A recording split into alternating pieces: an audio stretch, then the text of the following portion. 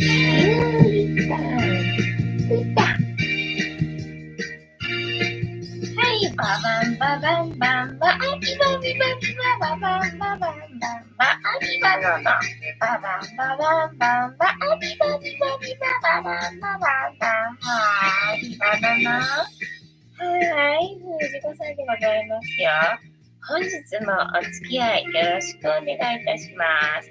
この番組はお休み前の約1時間、10時5分ぐらいから11時ぐらいまでの間、皆様と楽しい時間を共有して、いい夢見れるライブを目指しておりますので、皆様積極的に参加してくださいませ。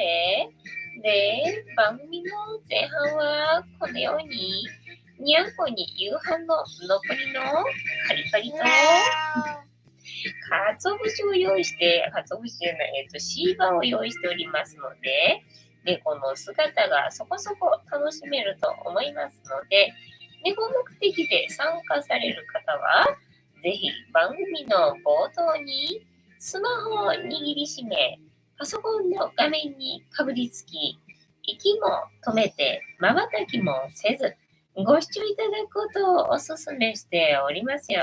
そして、そのままくたばらないようにご注意くださいませ。ちゃんとチャンネル登録とグッドボタンを押して、スパッチャーを投げてからくたばるようにしてくださいね。で、今、画面に収まっておりますのが、白黒のくーたくん、白茶のゆりさん、入っちゃったな。で、画面に収まっておりませんが、三毛猫のたまちゃん、チャトラのまさるくん、グレーのぐーちゃんと、我が家には全部で5匹のかわいい猫ちゃんがおりますよ。で、5匹のかわいい猫ちゃんがいる生活って、どんな感じなのかなっていうのを、ちょっと楽しんでいただけたらいいんじゃないのかなと思いますよ。で、猫のことをもうちょっと詳しく知りたいよと思われる方は、概要欄のところに猫紹介してありますので、そちらを読んでいただけたらいいんじゃないのかなと思いますよ。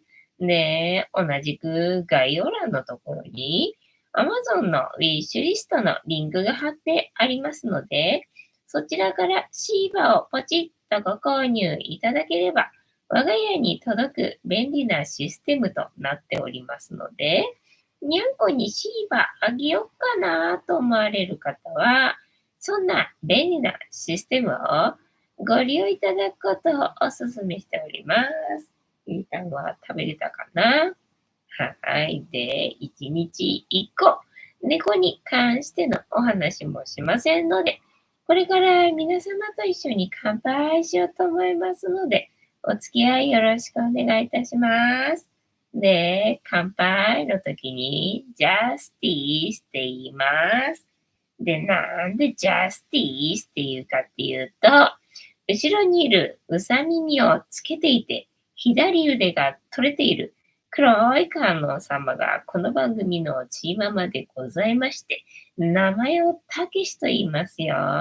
で、たけしの言葉で、乾杯のことをジャスティースって言いますので、一緒に行っていただけると嬉しいです。はい。では行きますよ。せーの。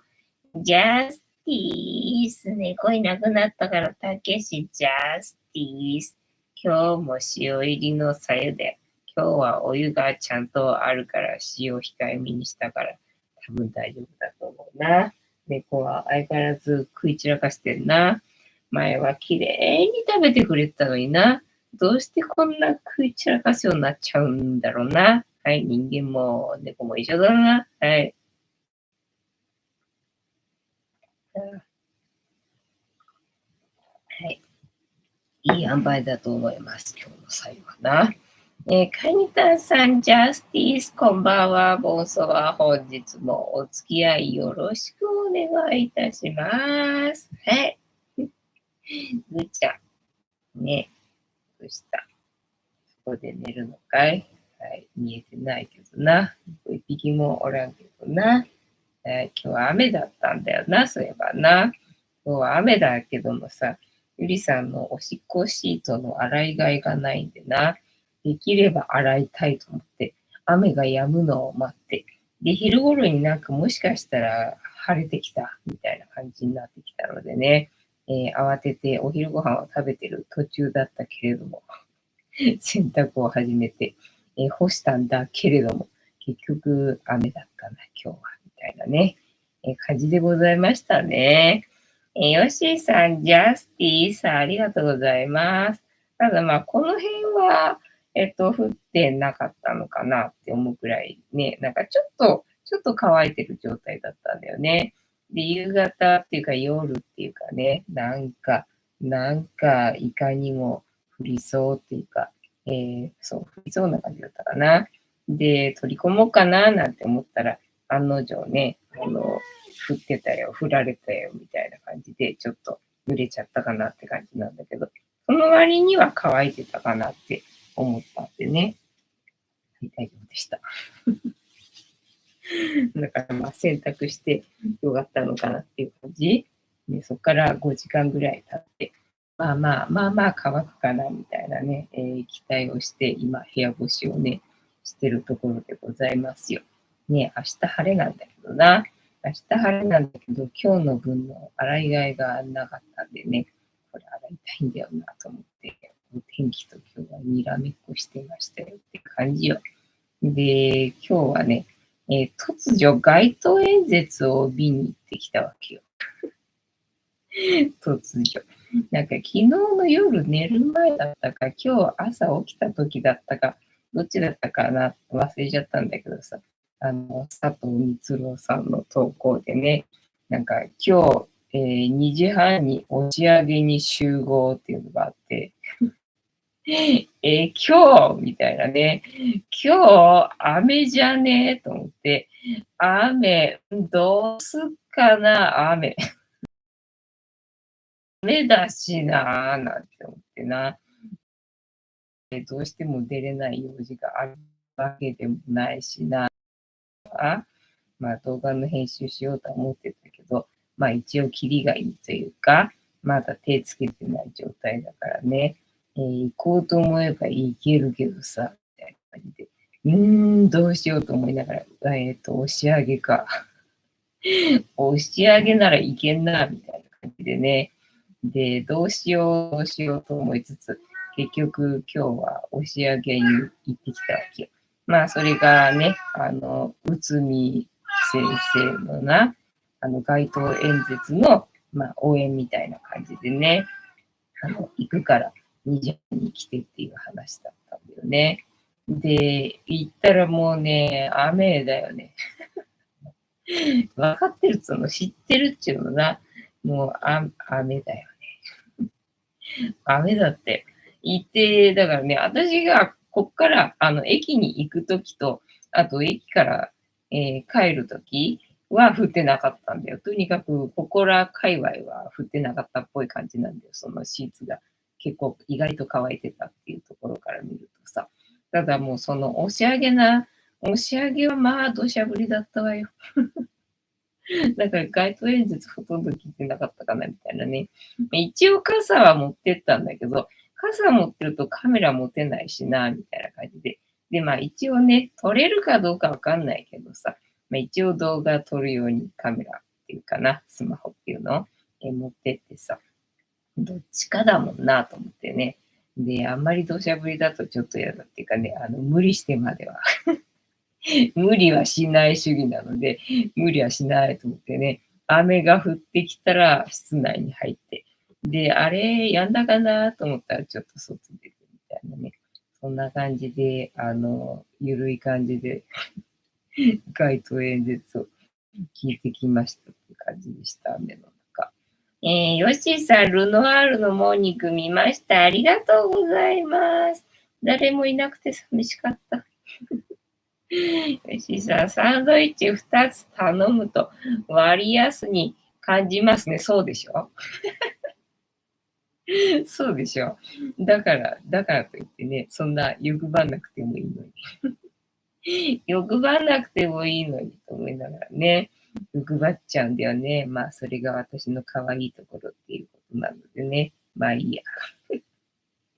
頼んどけ、頼んどけみたいな、感じで2つ頼んじゃいましたよ。ね、だからなんか他の人のルノアールのモーニングのさ、なんかショート動画とか時々上がってくるんだけどさ、あ、食べてる人いるなぁなんて思って見るんだけどさ、みんなね、1個だけ2個も頼む人いねえよっていうね、感じなのよね。だから、あ、みんな2個頼まないんだ。みんな2個頼まないのか、あれなんてね、最近ちょっと思いました。カニタンさん、意外と大食いですか？ね、どうなんだろう、自分では、大食いの意識はないんだよ。大食いの意識はなくて、で、大体いっぺんに大量に食べれるタイプではなくて、だらだら、だらだらと永遠に食べ続けるな。まあ、だから歯が悪いんだけどっていう感じなんだけどさ。永遠とだらだらと1日かけてね、食べ続けるっていうね、能力が能力があります。だから、1日でトータルして考えるとな、今日何食べたっけって考えるわけよ。で、あれと、あれしか食べてないよな、なんて思ってさ。で、あ、いや、あれ忘れてたとかってさ、思い出すじゃん。で、結局、あ、あれも忘れてたっていうので思い出すと、あれ結構食べた。なんだ、食べてんじゃんみたいなね。まあ、そりゃ太るか、みたいな。まあ、そんぐらいの量を食べる感じ。なので、いっぺんにそんなね、大量には食べれないんだよ。大量には食べれないけど、ただね、一般の人より食べれるみたい。食べるんじゃんみたいな感じなんだけどさ、そう。一般の人よりはちょっと食べれるみたい。ただ、大食いの人と比べるとそんなには食べれないよみたいなね、感じなんだよね。だから大体ほら、外食するとご飯おかわりしてるじゃんか。おかわりね、2杯ぐらいしてる？あ、2杯はしてなかった。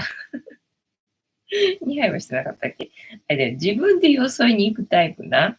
自分でよそいに行くタイプだと大体ご飯おかわり2回してるじゃん。そんな感じなので、そう考えるとやっぱり普通のね、一般の人に比べるとちょっと食べれるっぽいよみたいなね。そんくらい。中途半端。だからね、いっそのこと大食いだったらさ、それでね、ネタにできるんだけど、そうでもないんでね、もうなんかもう微妙でね、中途半端な感じですよ。カニタンさん、コーヒーが800円、高くなってましたね。あ、なんかね、そうみたいだよね。そう、他の人が上げてる動画見るとさ、値段がやっぱりね、安いんだよ。まあ、場所柄値段が違ったりとかするかもしれないけど、まあ、おそらくね、1年前とかの動画だから、それから比べたら、まあ、今の値段にきっと上がったんだろうな、なんていうふうに思ってね、ああ、そうかっていう感じよ。だから本当ね、去年の、価格帯だったら、コスパいいかなみたいな感覚にはなると思うんだけど、ね、800円だからどうしても1000円超えじゃんか。そう考えるとな、モーニングで1000円超えって考えた時に、お得なのか、これはどうなのかとかってね、ちょっと思うけどまあ、なんとなく自分が得した気分であれば、いいので。実際のところどうなんだって検証されるとちょっと困るんだけど、自分がなんか得した気がするっていうのがね、味わえてればいいんでっていうね、琵琶湖くんのさ、なんか、割高に感じて10点みたいな、そういう思いをしなければいいんでって感じでね、だから細かい計算は意外としないよっていう感じかな。よしさん。ルノワールここ10年行った記憶がないけど、値段見て行く気失せました。本当だ、そうだよね。だから、私が頼んだコーヒーが一番確か値段が安いんだと思うんだよね。だから他の頼んじゃったらさ、それこそさ、なんかあんまりお得感ないじゃんか。一番安いコーヒーをおそらくね、頼んでるはずなんだよね。それで800円。それで800円なのでな、800円かっていう感じよね。笠間で飲んだ、トアルコートラジャーだっけのコーヒーがね、なんか最高級のコーヒーだなんていう風に、おすすめっていうかね、されてて、で、それが飲めるよっていうのが売りだったんだよね。で、まあ、コーヒー一杯じゃ足りなかったからさ、結構ケーキがどっしりでっかくて甘かったんでさ、コーヒー一杯じゃ足りないなと思って、どうしようかなと思ったんだけど、おかわりするのが私的には心地がいいと思ったんで、おかわりすることにしたんだよね。だからとあるコトラジャだと、やっぱりそれも値段上がっててね、なんか去年かなんかは500円だったみたいなんだけど、この前私が行った時は600円、なんか全部100円ずつ値段上がってたみたいなんだよね。で、他の種類のコーヒーにしたら、まあ500円っていうから、じゃあまあそれにすっかみたいな感じでね、他のをね、頼んだんだよね。それでもまあ500円。ね、コーヒーで昔500円ってね、だからルノアールが高くて、まあそんくらいだったのかな、みたいな感じだけどさ。知らないから行ったことないから。なんかね、コーヒーが高いよ。でも、椅子がなんか座りやすいよみたいな。なんかそういう話を聞いてて。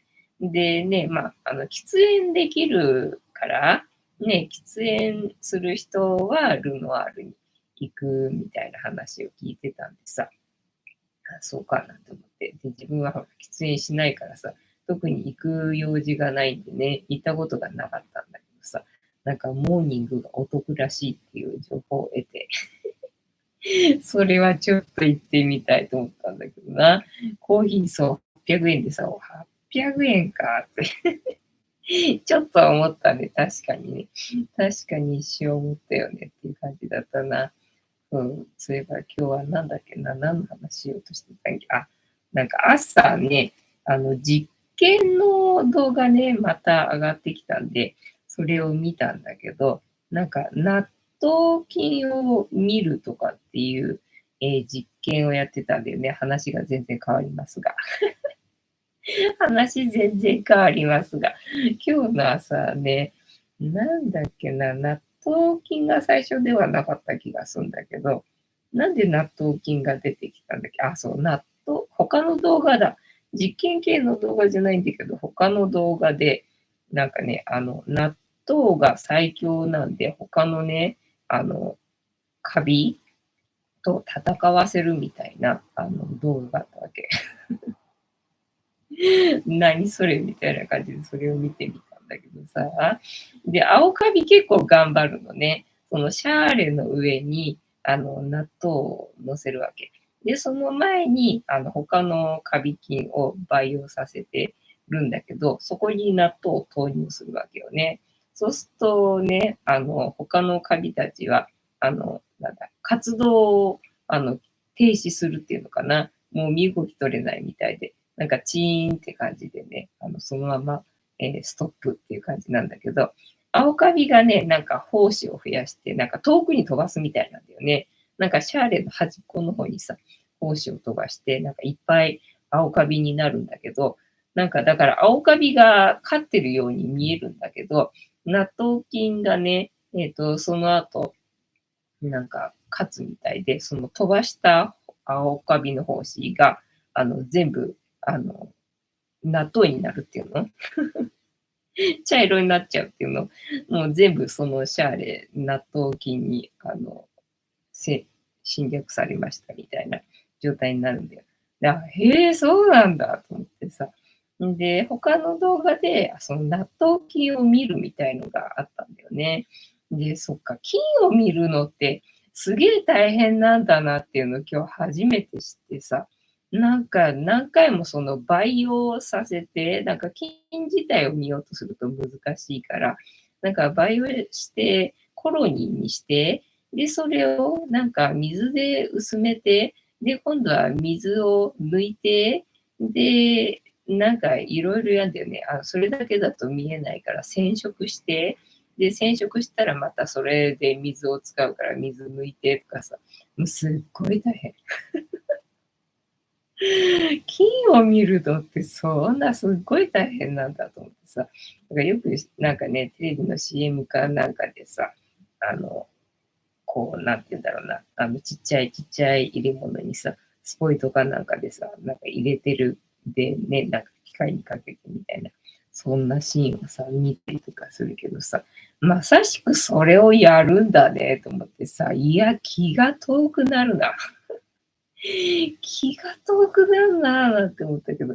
んで、ようやくね、なんかスマホで見れる、なんか、なんだっけ、顕微鏡みたいな、そういうのもあるみたいじゃんか。で、それでもまあ見れるんだけど、なんかそこまで鮮明ではないので、今度は電子顕微鏡で見るみたいな感じで。で、電子顕微鏡に入れたら、電子顕微鏡に入れたで、またなんかすごいな。すごいな、みたいな感じなんだけど、それでようやく見れて、で、まあ、ほんとに納豆っていうか、ま、大豆みたいな形してんのな、納豆菌っていうのはな。で、時々細長いのがいるんだけど、まあ、それはその細胞分裂で2つにね、なるところの途中のやつが、細長く見えて、で、細胞分裂した後はね、その大豆みたいな形してんだよね。で、これ納豆菌ですねっていうので、で、まあ、その菌を見るっていうのは、なんだっけ、何をした後だったっけな、マイナス190何度に、冷凍したり、あと真空状態にしたりとかしても、納豆は死なないのかっていう実験で、で、その菌を見てみようってことになったんだな。で、見てみたら、普通に生きてる。生きてますね、みたいな感じで。納豆は死なないっていうね、結論。宇宙に行っても納豆は死なないっていう結論になったんだよね。すげえなと思ってね、ちょっと感動したよ。ちょっと感動した。吉井さん、納豆すごいですね。そうそうそう。納豆好きでよかったです。ほんとね、納豆好きでよかったよね。納豆は賞味期限ギリギリで食べると、納豆菌最大だそうです。あ、そうだよね。増えるんだもんね。だから時間が経った方のがいいってことだよね。そう、それで見ててさ、すげえと思って、ちょっとやってみたいと思ってさ、で、昨日納豆買ってきたから、うちに納豆あるなと思って、昼間な、じゃあ納豆食べようと思ってさ、やったんだけれどもさ、フィルム、納豆の上にさ、フィルムがさ、乗っかってっちゃうか、あれのフィルムの剥がし方っていうのをさ、やってたわけよ、それで。うん。で、僕の場合はこうですね、みたいな感じのを紹介してくれてて、お、すげえ天才やっぱ天才的だな。それやりたいと思ったのがさ、まあみんなやってるのかもしれないけど、私だけ知らなかっただけなのかもしれないけどさ、納豆のパックあるじゃんか。で、そこの、一角にさ、箸で穴を開けるわけよね。そのフィルムごと。そうすると、フィルムがさ、その穴からさ、容器のさ、外側に出てくるじゃんか。それを引っ張る。そうすると、綺麗にね、納豆を取れるわけよ。すごい。そのやり方はすごい知らんかったと思って、ちょっとそれやりたいと思ってやりたくなって、ビールはそれやってね、おーって一人で感動してましたみたいなね、感じ。そう、それの実験で違うんだよ。それを言いたかったわけじゃないんだよ。それを言いたかったわけじゃなくて、あの、なんだっけ、洋服で手を拭いた、手洗った後ね、洋服で手を拭いた場合と、ハンカチで手を拭いて、で、そのハンカチをカバンに入れておくのと、どっちが清潔なんだっていうね、質問があったわけよね。で、それを実験してみようっていうのでさ、えーっとね、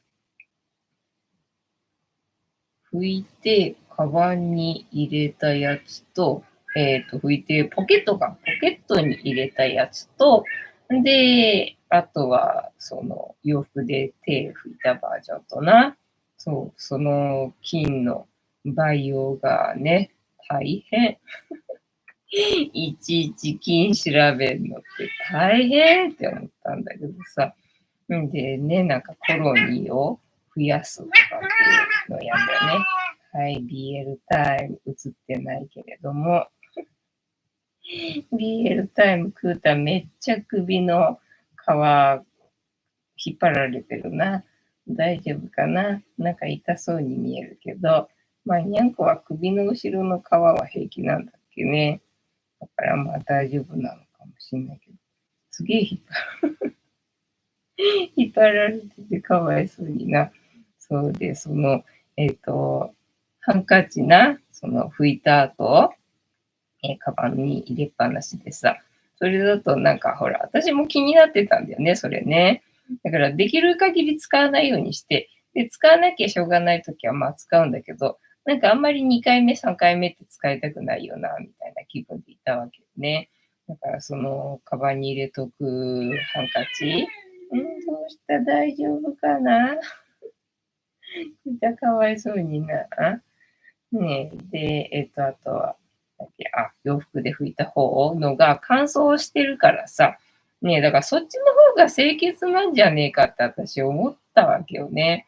思ったんだけど、結局ね、実験の結果、ね、あの、ハンカチはもともと、だから買ってきたものを洗わずに、洗濯せずに使う場合には、菌めっちゃ増えるのね。要はその、お店にあった状態の時にすでにいろんな人が触ったりとかして、菌がついてるんで、それがね、培養してしまうので、清潔ではないんだけど、そのハンカチは基本洗うからね、洗濯して、で、その後、菌がやっぱりね、洗濯すると菌ってなくなるみたいなんだよね。洗濯ってすげえっていう結果だったんだ、結局。洗濯ってすげえっていう結果で、洗濯すると菌なくなるんだ。で、菌なくなったやつだと、その手洗った後拭いたやつは、ね、カバンに入れてても菌増えないんだよね。へえと思って、増えないんだと思って、もともとがなければ、そっから増えないらしいんだよね。だから、ああ、そうなんだと思ってさ。で、洋服の方はほら、毎日洗うわけじゃないから、洗濯しないっていう体でいたんだよね。そしたらね、洋服の方は、めっちゃ増えてる。だからやっぱり洋服で手拭く方のが、不潔だっていうことがね、その結果で分かったんだよね。だから、あ、いや、すっきりしたなと思って。そうなんだと思ってさ。だからもうね、ちゃんと洗濯されてるものであれば、タオルでね、ハンカチで手拭くのはね、そんな汚いことではないんだっていうことが分かったのが、良かったのと。だから今日2つ分かったよね。その洗濯してあればハンカチは清潔と。で、まあ洋服も洗濯すればいいんだろうけどさ。あとはその納豆のビニールな、プチッと、容器の外に出して、そこから引っ張るとな、綺麗に納豆がね、残るっていう技、二つ今日はね、知りましたっていうね、ご報告でございます。よしさん、納豆表面ビニールの、そんな取り方、誰も知りません。あ、誰も知らないか。ねすげえって私一人で感動してたんだけど、よかったよ。初めて知りました。なるほど。おー、シェアしてみてよかったよ。大工さん、藤子さん、皆様、こんばんは。ボンソは本日もしぶとくやっておりますよ。ヨッシーさん、今度やっています。手が汚れそうですけど、いやいやいや。だから他のやり方に比べたら、それは全然汚れない。全然汚れないんで、おーってなったわけよ。だから今まで自分は普通にただ剥がしてたわけ。普通に剥がす方のが一番手が汚れなかったんだよね。ただ、引き割り納豆ね。最近引き割り納豆を買うことが多いんだよ。30%引きのシール貼られてさ。3個入りなんで、なんか引き割り納豆買うこと多いんだけど、そうするとそのさ、ビニールを普通にこうやってさ、剥がすとさ、納豆くっついてきちゃうんだよね、あのビニールにね。で、これダメだと思って。で、最近はその蓋ね、蓋に挟んで、で、ビニールを引っ張ってたわけよ。そうすると、まあね、納豆は容器には残るんだけど、ただ、そうするとね、それは手が汚れるわけ。だから、汚れないのはこう普通に剥がすタイプなんだけど、納豆を残そうとするとこれなんだよな、みたいな感じで。だから最近は引き割りが多いんでね、手汚れるけど、そうやってやってたんだけどさ、穴な穴だからさ、穴だからね、手も汚れないし、納豆もちゃんと残るしね。まあ、素敵。すげえ天才的だと思ったんだけど、いや、感動しまして。カニタンさん、大輝さん、こんばんは。ヨッシーさん、そうか、納豆の下から割り箸を突き刺すのですね。納得です。まあ、納豆の下というかさ、容器あるじゃんか。容器があって、その角っちょあたりかなにプチッとね、ビニールとともに、箸を刺すわけよ。で、穴から飛び出たビニールをこう引っ張る。やればいいのか。今やればいいのか。もう一泊かな。開けたら食べるしかないもんね。食べなきゃいいのか。そっか、今日歯磨いてないから食べれるっちゃ食べれるかな。でも今納豆の気分じゃないから。今度また動画かなんか出せばいいのかな。なんか人のネタなのになんかパクっちゃって申し訳ないかなっていう気がしたんだけど、いいかな。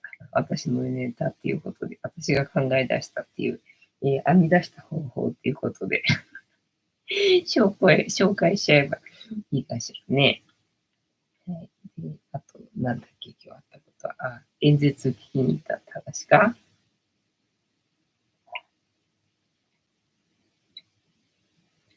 うん、そうそうそう、今日もさ、またさ、演説聞きに行くのはいいんだけどさ、今日また電車の中でお腹痛くなって急にな、と思って。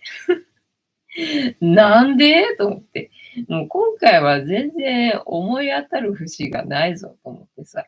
だって昨日家にいたもんねと思って。家にいたということは変なもん食べてないはずだもんなと思ってさ。だから何も思い当たる節がないぞと思って。なのになんでお腹痛くなるんだろうと思ってさ、って思ったわけよね。で、どうしようと思って。一旦ね、着いたらトイレ探すかと思ったんだけどさ、なんかどうもその階にはトイレなかったみたいで、なんか大概この辺に納豆あるんじゃないのかな。納豆じゃねえや。納豆じゃないよ。トイレあるんじゃないかなっていうところに行くんだけど、なんかどこにもトイレなくて、で、見るとその階にはどうやらトイレなかったっぽくてさ、ねえのかよと思ってさ。んでね、じゃあいいか、みたいな感じになって、なんかちょっと収まったんだよね。そんなんしてたら、なんかトイレなんて思ってたら、なんかちょっと収まってきたんで、なんか大丈夫かと思ってさ。んでね、演説会場の方に行ったらすっごい人で、すっごい人とすっごい雨でさ、いや、こりゃダメだな、みたいな感じでいたんだよね。で、だから、やっぱトイレ探そうと思って。やっぱトイレ探そうと思ってさ。でもまあ、日曜日のさ、空町だからさ、まあ、人多いよね、普通にね。普通に多いところに人呼んでっからさ、めちゃくちゃ多いわけよ。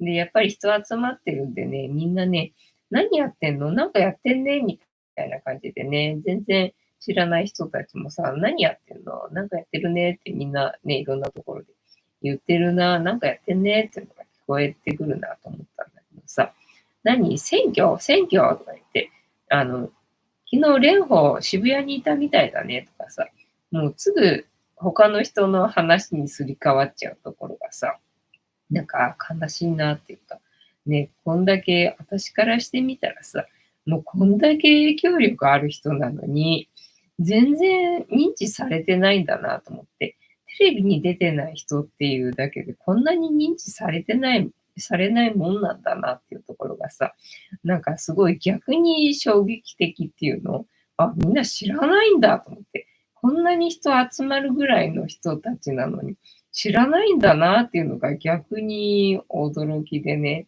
で、なんかね、その聞こえてくるのがさ、あ、なんだ選挙かみたいなね。どんなイケメンが来てんのかと思って、なんかそわそわしちゃったわよみたいな感じでね、なんかおじさんかみたいな、じゃあいいわ、じゃあいいわとかさ、もうそんななんだよね。で、ああ、そうなんだと思ってね、この空町にいるたくさんの人たちね、全然興味ないんだねっていうのがさ、へえと思って、逆に、そうか、世の中そんな感じなんだっていうのがさ、まあ分かったんで、なんかまあそれなりに行ってみてよかったかなみたいなね、なんかそういうのが分かったのがね、へえって思ってさ。で、トイレな、雨降ってるからいいやと思って、トイレ行こうみたいな感じでさ。で、トイレ並んでな。で、時々波が来るわけよ。お、やばいやばいやばい。やばいやばいやばいっていう波が来たりとか、なんかちょっと収まったりとかして、だから、ああ、よかったトイレ探しといて、みたいな感じでさ。でも並んでるわけよ。ああ、やっぱりなぁと思って、結構ね、並んだ時はいっぺんにバーって出てくるから、まあ、それなりに大きいトイレなのかななんて思ってたわけよ。じゃあ大丈夫かなんて思ってさ、待ってたんだよね。で、いざ自分が目の前ぐらいになってきたらさ、トイレすごい少なくてさ、あれと思って、なんか5個ぐらいしかないのよね。この人数で5個ぐらいしかないのかと思ってさ。で、しかもまあね、結構バーって出てきて、順番すぐに進んだからよかったんだけど、なんか私の前になったらぴったりとさ、なんか全然進まなくなって、お、全員こしてんのか。ここでみんな全員うんこ今してんのかいっていうぐらいね、もう全然出てこなくなっちゃって、なんかもう、ってなってさ、ってなったんだけど、まあとにかく我慢するしかないと思ってね、我慢してなんとか持ってくれ、なんとか持ってくれ、みたいな感じでさ、で、まあね、1個空いたんで、まあ、そこ入るじゃん、みたいなね。で、ようやくだよと思ったのにさ、なんかね、外から聞こえてくる声がさ、なんか子供がね、漏れる漏れるって聞こえてきて、お母さんが、みたいな感じで、マジでみたいなね。いや、もう順番、もうお願いだから我慢してとかっていう声が聞こえてきてさ、またな、ようやく私、ね、入ったと思うのにさ、そうやってせかされる。またせかされるんかいみたいなね。そんな体験を今日はして、ただ、ま、前回よりだいぶ、マシだったんで良かったけどね、我慢できる程度だったし、良かったんだけどね、みたいな。ただ、まだちょっとね、まだちょっと余韻あるっていうのかな。まだね、完全にすっきりした感じじゃないところがね、ちょっとね、何なんだろうこれみたいな感じなんだけどさ、まあ、とりあえずなんとかなったんで、今日はね、よかったよと思って。で、まあちょっと様子見てね、まあ適当なところで諦めて帰るかなと思って、で、見てたんだけど、なんかね、雨が降ったり止んだりみたいな感じだったんだよね。で、まあちょっと止んできたっぽいから、ちょっと外で見て、で、適当なところで帰るかと思ったらね、なんかこれで演説を終わりにしますみたいな感じだったんで、終わりか終わりかみたいなね。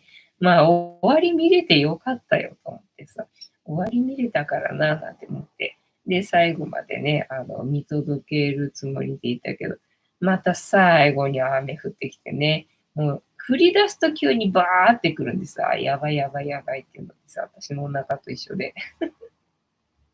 私のお腹の調子と一緒で、あ、やばいやばいやばいっていう感じだったんでね。終わったなと思ったら帰ったわけよね。帰って、でも今日はさっさと帰りましょうと、うちの洗濯物も気になるから、うちの洗濯物もな、気になるからさっさと帰りましょうと思ったらね、もうすぐ電車来て、んでね、しかも行き先もさ、最寄り駅行きだったから、もうね、すぐ帰れてね、なんかタイミングが良くて良かったよって感じだけど、ただまあほんとな、まあ平日でもだけどさ、休日のな、電車の中、もう外人しかいないよね、ほんとね。もうさ、こっちの隣もこっちの隣も外人なわけよ。ただまあ今日のこっちの外人はそんなにうるさくはなかったんだな。ただ一人なんだけど、ただなんか画面に向かって喋ってたわけよ。一人でも喋ってんだみたいな感じなんだけどさ。一人なんだけど画面に向かって喋ってたんだよね。ただまあ大きい声で喋ってるわけじゃなくて、小さい声で喋ってたんで、まあ別にそんくらいはまあまあいいかみたいな感じなんだけどさ。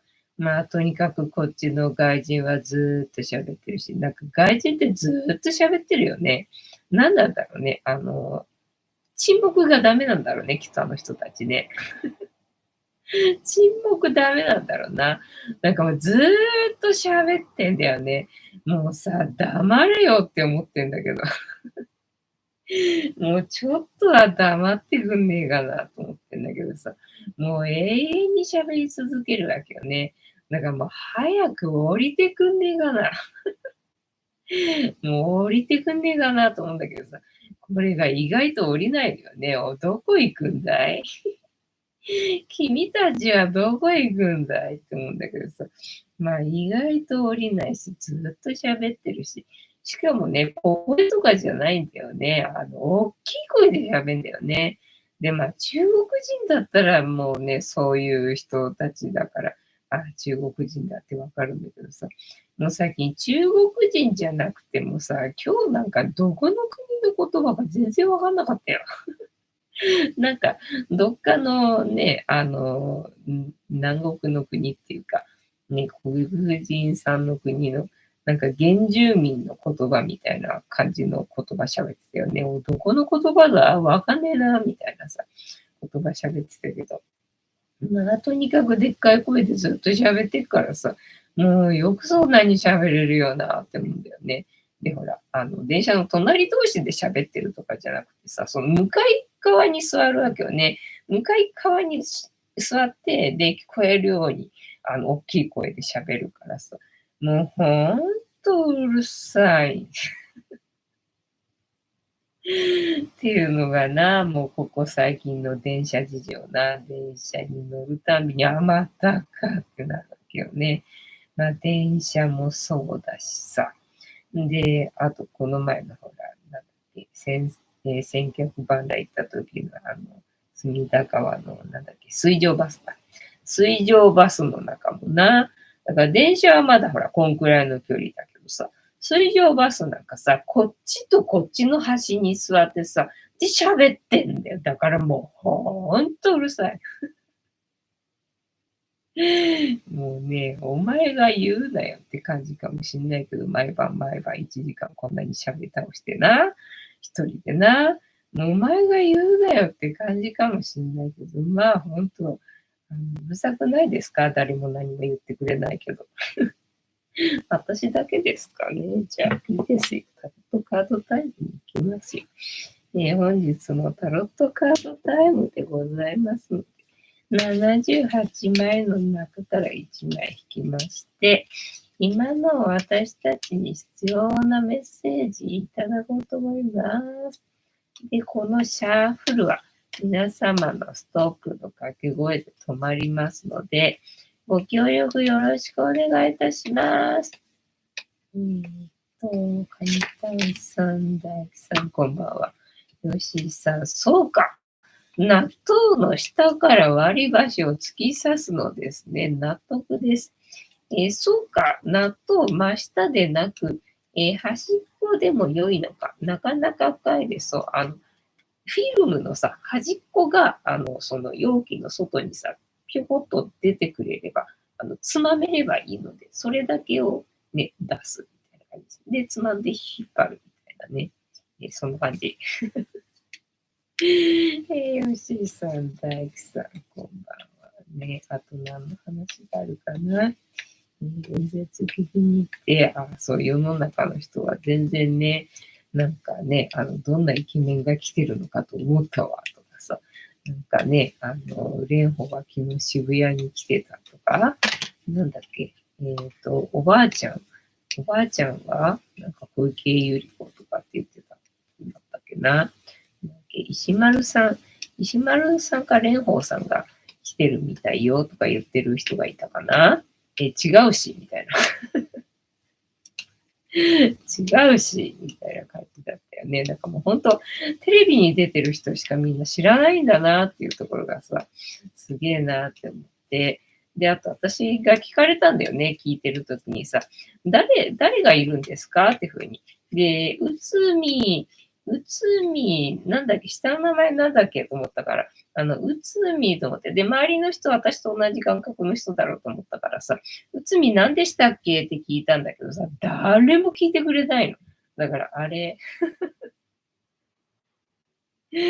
やっぱり私って存在してないのかな、みたいな感じなんだけど、ね、誰も聞いてくれないし、で、内海って私が答えたときに、その聞いてきた人も、いいです、みたいな感じ。知らない人か、みたいな感じ。なんだ知らない人か、なんかね、有名人だと思ったのに、なんだ知らない人か、じゃあいいや、みたいな。そんな感じでね、って言われたんだよね。だから、そうか、と思ってね、こんな温度差あるんだなっていうのがちょっとびっくりだったね。吉井さん、今は円安ですから、でも今後は外人さんだらけが当たり前になってきます。それは日本の地震だ。高齢化を助けるのに必要です。まあね、外人いなくなるって話だったな。だから心配しなくていいよって話だったな。なんかね、日本が病気だらけになるんで、あと地震とかね、そういう震災があるんで、外人来なくなるらしいんだよね。だから、今だけだからね、心配しなくていいよって話だったね。そうなのか、みたいな感じね。カニタンさん、シュトップ、ありがとうございます。で、カニタンさんからシュトップいただきましたので、ここから6枚置きまして、猫いなくなったな。たまちゃんは寝てるな。たまちゃんずぶといんだよね。ゆりたんもいたわ。ゆりたんもここにいるけど、クータはそわそわしてますな。私たちに必要なメッセージをいただこうと思います。いきますよ、せーの。1、2、3、4、5、6。で、7枚目のカード、本日はこちらでございます。せーの。じゃじゃん。またダイヤルかな出たね。コラボレーションのカードが出ました。誰が私とコラボしてくれるんでしょうか。こんな私ですか。こんな私ですかっていう感じな。これ天使のカードでいいのかテンペランスか。テンペランス出てこない。テランス。はい。なんか違うの出てきた。テンペランスとは何ですか？タロットって入れないとダメだったんだな。これが節制か。節制な。節制の今日聖地でございますね。節制の基本意味。節制は2つのものが混ざり、浄化され、新たなものが生まれることを表すカード。新たな希望と秩序がもたらされることを伝えています。天使に指す五行、希望あふれる未来。閉じられた目、内面を見つめる。杯の間を行き来する液体。物事をコントロールする力、和睦の精神、天使の白い服、ピュアな心、昇る太陽、目標達成、正位置キーワード、バランス。二つの色を混ぜれば新たな色が生まれる。二色のバランスによって必ず美しい色になる。正位置の意味は、オープンに心を開き、周りから影響を受けることに対して前向きな状況を表しています。聞く耳を持つだけでなく、適度に自分の言葉で語ることもできるはずです。